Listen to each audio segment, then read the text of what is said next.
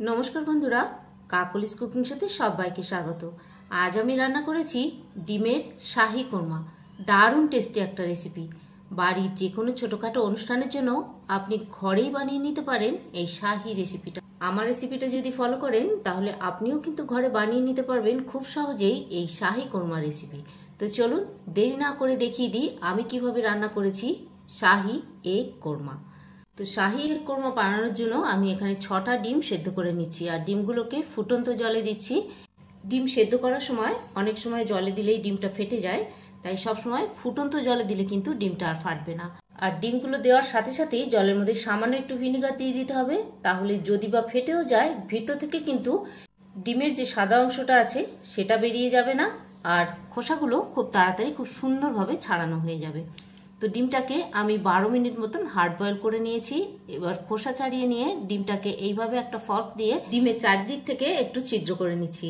এটা করে নেওয়ার কারণ হলো ডিমটা যখন আমি তেলে দিয়ে ভাজবো তখন ডিমটা ফেটে যাবে না। অনেক সময় ডিমটা ফেটে যায় তেলে দিলে, তো সেটা হবে না। আর ডিমগুলো যখন আমি গ্রেভিতে ফোটাবো তখন ডিমের মধ্যে গ্রেভি টেস্টটাও ঢুকে যাবে।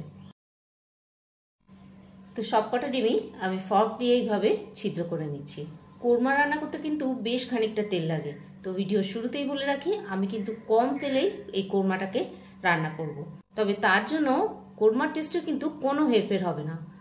তো কড়াই দিয়ে দিলাম সাদা তেল আর তেলের মধ্যে দিয়ে দিলাম নুন। কোরমার ডিমটা ভাজার সময় কিন্তু এর মধ্যে হলুদ বা লঙ্কা কোনো কিছুই লাগে না। ডিমটা আপনারা না ভেজেও রান্না করতে পারেন, তবে আমার মতে যদি একটু ভেজে রান্না করেন তবে টেস্টটা অনেক বেশি সুন্দর আসে। তো আমি ডিমটাকে হালকা একটু নাড়াচাড়া করে নিয়ে ভেজে নিলাম। একটা দিক ভালো করে ভাজা হয়েছে আর একটা দিক সাদাই আছে, তো এইভাবেই হালকা করে একটু ভেজে নিলাম। এখন ডিমগুলোকে তেল থেকে তুলে নিচ্ছি। এবার এই তেলের মধ্যে দিয়ে দেবো 2টো মিডিয়াম সাইজের পেঁয়াজ কুচি। এখন আমি পেঁয়াজগুলোকে একটু ব্রাউন করে ভেজে নেবো, মানে বেরেস্তা তৈরি করে নেবো। আর বেরেস্তা ভাজার জন্য পেঁয়াজগুলোকে কিন্তু সমানভাবে কাটতে হবে। আপনি যদি সরু করে কাটেন তো সবকটাই সরু হবে, আর যদি মোটা করে কাটেন তো মোটা করেই কাটবেন। পেঁয়াজগুলোকে যদি একই রকম ভাবে কাটা হয় তাহলে বেরেস্তার কালারটা কিন্তু সমানভাবে আসবে। আর বেরেস্তা ভাজার সময় গ্যাসের আঁচটাকে লো টু মিডিয়ামে রেখে অনবরত নেড়ে নেড়ে এইভাবেই ভেজে নিতে হবে। আর খুব বেশি ডার্ক ব্রাউন করবেন না, তাহলে বেরেস্তাটা তুলে নেওয়ার পরও এর কুকিং প্রসেসটা চলতে থাকে, সেক্ষেত্রে বেরেস্তাটা একদম কালো হয়ে যাবে আর স্বাদটাও খুব একটা ভালো থাকবে না। তো মিনিট খানেক অনবরত নাড়াচাড়া করে আমি বেরেস্তাটাকে ভেজে নিলাম। এবার এটাকে তুলে নিচ্ছি তেল থেকে একদম ছেঁকে ছেঁকে। এই বেরেস্তা ভাজার তেলেই আমি বাকি রান্নাটুকু করব, তাতে রান্নার টেস্টটা অনেক বেশি সুন্দর হবে। আপনি যতটা তেলেই রান্না করুন না কেন বেরেস্তা ভাজার সময় কিন্তু পুরো তেলটাই দিয়ে দেবেন। বেরেস্তা ভেজে নেওয়ার পর তেলে কিন্তু সুন্দর একটা ফ্লেভার চলে আসে, আর সেটা রান্নাটার ফ্লেভারটাকেও এনহান্স করতে সাহায্য করে। তো আমি বেরেস্তাটাকে ভালোভাবে তুলে নিলাম। এবার এই তেলের মধ্যেই দিয়ে দেবো কিছু গোটা গরম মশলা। দিয়ে দিলাম 5-6টা এলাচ, 8-10টা সাদা কালো মিলিয়ে গোলমরিচ, অল্প একটু দারচিনি, একটু জয়িত্রী আর 2টো তেজপাতা। এবার হালকা একটু নাড়াচাড়া করে নিই। সুন্দর একটা গন্ধ বেরিয়ে গেলে এর মধ্যে দিয়ে দিচ্ছি পেঁয়াজ বাটা। এই তরকারিতে কিন্তু বাটা মশলাটাই ব্যবহার করবেন, তাহলে গ্রেভিটা অনেক সুন্দর হবে। আমি 2টো মিডিয়াম সাইজের পেঁয়াজ মিক্সিতে পেস্ট করে নিয়েছি। পেঁয়াজ কিন্তু গ্রেটারে গ্রেট করলেও হবে না, গ্রেটারে গ্রেট করলেও একটু ছাড়া ছাড়া মতন থাকে, গ্রেভিটা সেক্ষেত্রে খুব একটা বেশি ভালো হয় না। এটা মিক্সিতেই পেস্ট করে নেবেন। এবার এই পেঁয়াজটাকে হালকা একটু কাঁচা গন্ধ চলে যাওয়া পর্যন্ত নাড়াচাড়া করে নেব। খুব একটা বেশি ভাজবো না এক্ষেত্রে। আদা রসুন দেওয়ার পর আবারও একসঙ্গে ভাজতে হবে, তো এই সময় আমি দিয়ে দিচ্ছি আদা রসুন আর কাঁচা লঙ্কার পেস্ট।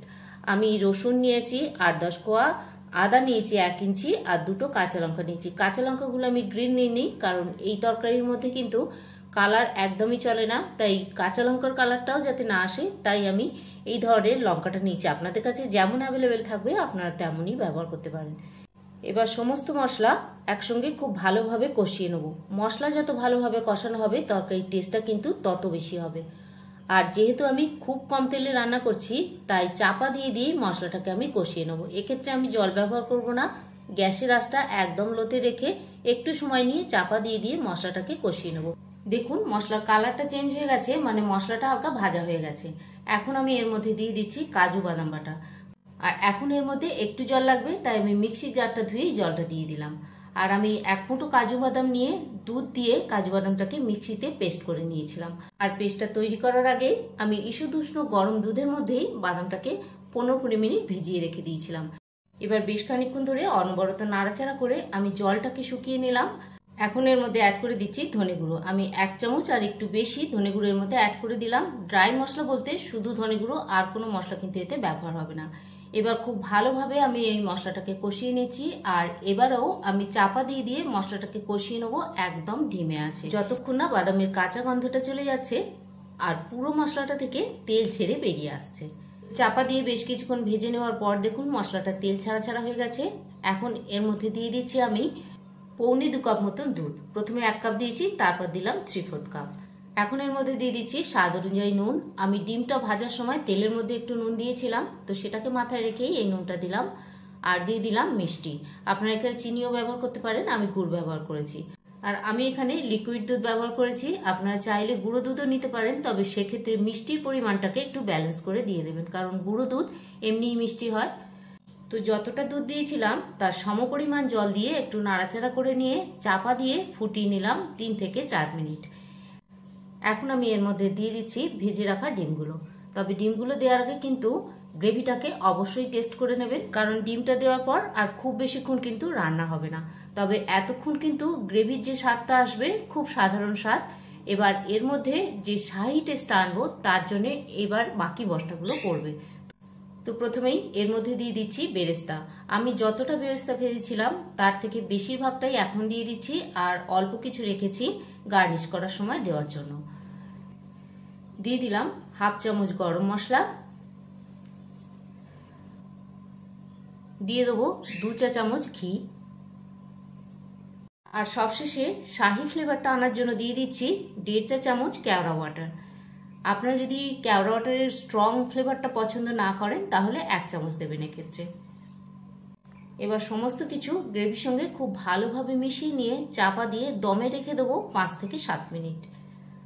তাহলেই রেডি হয়ে যাবে আমার আজকের রেসিপি শাহি ডিমের কোরমা।